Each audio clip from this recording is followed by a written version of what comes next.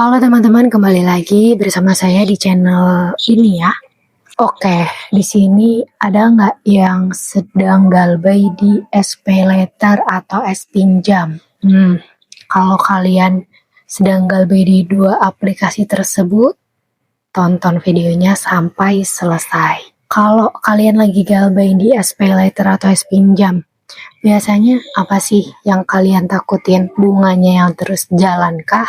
Atau mungkin notifikasi nih yang masuk tiap hari. Kan beda ya, notifikasi dari paket Anda sudah diterima, paket Anda sudah sampai di tujuan dengan notifikasi tagihan, tapi dari Shopee yang SPayLater sama S-Pinjam. Ini tentu pasti bikin panik gitu.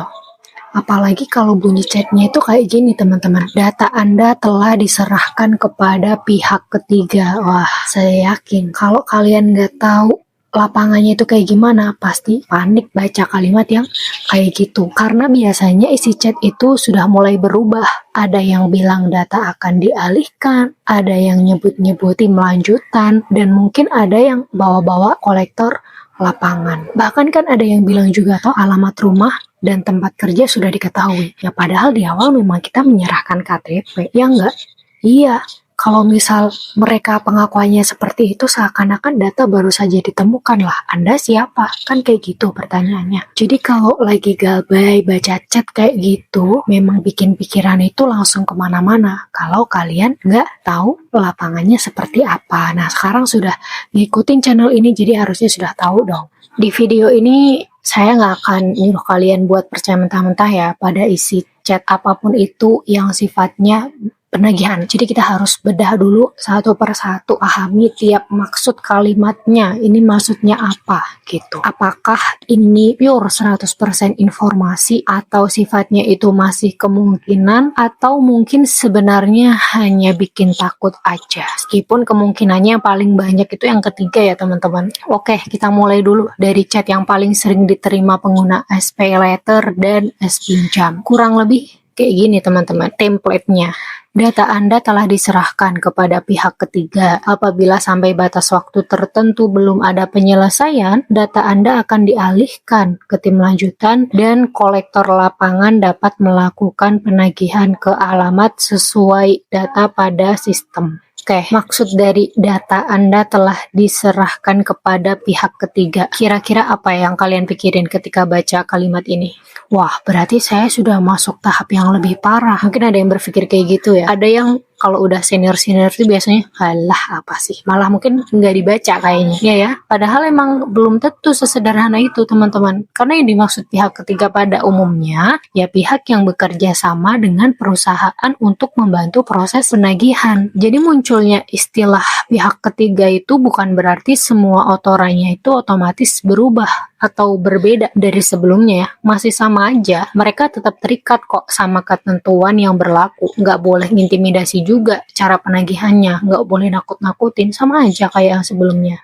Terus di sini ada narasi yang bilang data akan dialihkan ke tim lanjutan. Nah di sini malah janggal ini. Tim lanjutan nih sebenarnya siapa? Karena istilah ini sering sekali muncul di berbagai template penagihan ya, tapi jarang dijelasin kepada penerima pesan siapa tim lanjutan ini. Akibatnya apa? Ya orang langsung bayangin yang enggak, jangan-jangan ini tim yang lebih nyeremin. Padahal belum tentu seperti itu teman-teman. Kalau kalian perhatiin lagi, hampir semua template penagihan itu punya pola yang mirip. Mulai dari pihak ketiga dulu, habis itu pengalihan data, terus tim lanjutan, baru setelah itu muncul pembahasan kolektor lapangan.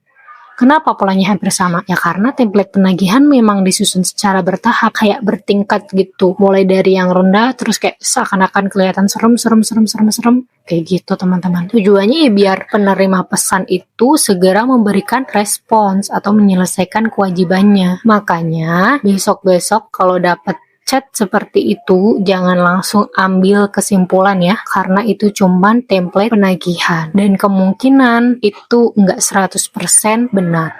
Cuman ancaman saja, mereka cuman pengen dapat respon sekalian aja. Terus kalimat berikutnya, nih narasinya seperti ini. Kolektor lapangan dapat melakukan penagihan ke alamat sesuai data yang tercantum pada sistem. Nah kalau kayak gini apa yang ada di pikiran kalian nih? Apakah berarti besok rumah kalian pasti didatengin? Di sini ada kata dapat. Artinya itu menjelaskan kemungkinan. Bisa iya, bisa enggak. Kemungkinan proses penagihan. Bukan berarti pada saat kalian baca chat itu sudah pasti ada petugas yang sedang menuju rumah. Terus lagi, saya juga membaca chat lainnya yang bunyinya kurang lebih seperti ini. Lagi di mana Pak, Bu? Apakah sedang di rumah? Aneh nggak? Aneh kan? Harusnya kenapa nanya kayak gitu? Kalau misal kayak gitu bisa saja yang galbay ini jawab, ya saya lagi nggak di rumah Pak. Siapa yang mau jujur kalau didatengin desa, kalau dia bener-bener desa ya, didatengin kayak gitu terus ngaku gitu aja? Nggak bakalan ada yang ngaku, bisa-bisa dibohongin terus. Nggak ada di rumah, lagi nggak ada di rumah kalau pertanyaannya kayak gitu. Sedangkan kalau memang tim pihak sananya itu benar-benar sudah berada di depan rumah, ya menurut kalian masih perlu bertanya lagi di mana atau enggak? Nggak perlu kan? Justru kalau emang udah sampai ya biasanya dia menghubungi untuk mengabarkan keberadaannya, bukan malah menanyakan apakah kalian sedang di rumah atau enggak. Itu bisa banget dikebulin, gampang banget kalau kayak gitu. Makanya jangan buru-buru menyimpulkan hanya dari isi sebuah chat. Jadi setiap pesan harus kalian pahami sesuai konteksnya. Sekarang kita lanjut ke bagian yang menurut saya juga sering membuat orang itu semakin kehilangan kendali ya, takut. Alamat rumah dan tempat kerja Anda sudah kami dapatkan. Lah, bukannya dari awal daftar SP Letter atau SP Pinjam emang udah nyerahin KTP kan? Di KTP udah jelas ada alamat tuh, ada RT, RW, jalan, lengkap semuanya di situ. Saat pengajuan juga ngisi data tambahan, termasuk alamat domisili atau informasi pekerjaan. Jadi kalau kemudian alamat itu disebut lagi dalam pesan penagihan, bukan berarti mereka baru saja menemukan data baru. Jadi itu cuma template teman-teman. Ketika kalian menghadapi di situasi yang seperti ini, diharapkan kalian bisa tetap pegang kendali ya. Jangan langsung ke trigger, biar bisa berpikir jernih, biar nggak langsung merespons, biar nggak masuk ke jebakan mereka. Ya walau sebenarnya kalau dikatakan jebakan juga bukan menjebak sih, tapi mereka kan menginginkan respons kalian gitu. Sebenarnya sama saja, mereka juga tujuannya pengen menagih hak mereka juga gitu. Tapi kan posisi kalian juga lagi galbay gitu kan, lagi nggak ada uang, mau gimana lagi kalau kayak gitu. Jangan sampai ya kayak gitu terus kalian malah, aku takut banget nih sudah di WA kayak gini, yaudah saya pinjam aja di aplikasi lain. Jangan kayak gitu teman-teman, fatal malahan. Sudah, biarkan saja kalau kayak gitu, sok cool aja, tenang, biar mereka itu malah yang ketar-ketir. Terus buat kalian lagi nih yang udah terlanjur galbay di SP Letter sama SP Pinjam, apa yang harus dilakukan sekarang? Ya yang jelas bukan soal bayar atau nggak bayarnya, karena udah jelas kan namanya galbay gitu, berarti ya udah,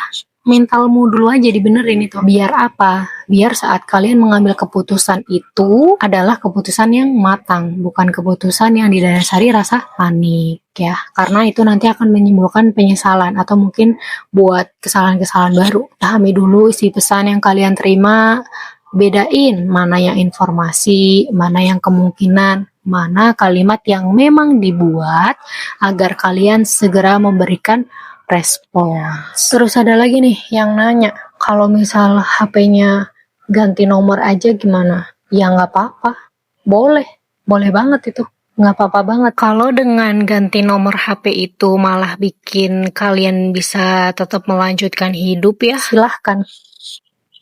Nggak apa-apa kok, aman aja. Tapi bukan berarti utangnya auto hilang ya. Itu yang perlu kalian ingat, bukan berarti kalian bisa lepas dari kewajiban kalian untuk membayar hutang kalian.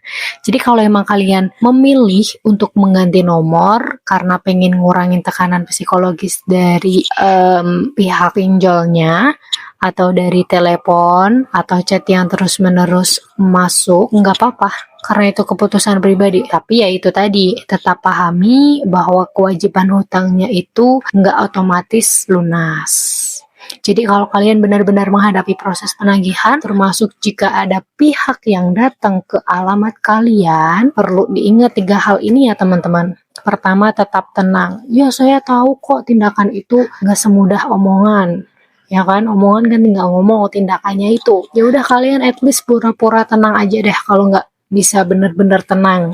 Karena saat panik itu takutnya teman-teman nanti kalian malah dikendalikan oleh mereka. Padahal kalian juga bisa, kalian punya andil di situ, kalian bisa mengendalikan situasi saat itu. Yang kedua, pastikan juga kalian tahu siapa yang datang. Kalau memang ada pihak yang mengaku mewakili perusahaan atau pihak penagihan, ya kalian berhak mengetahui identitasnya dan siapa yang diwakilinya. Dan yang terakhir, pahami hak kalian. Kalian itu juga dilindungi oleh hukum.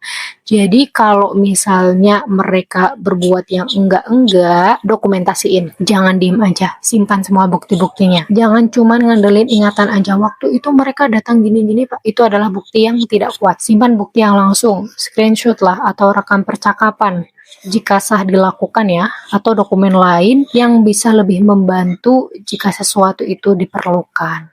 Baik, semoga video kali ini bermanfaat. Sampai jumpa di video selanjutnya.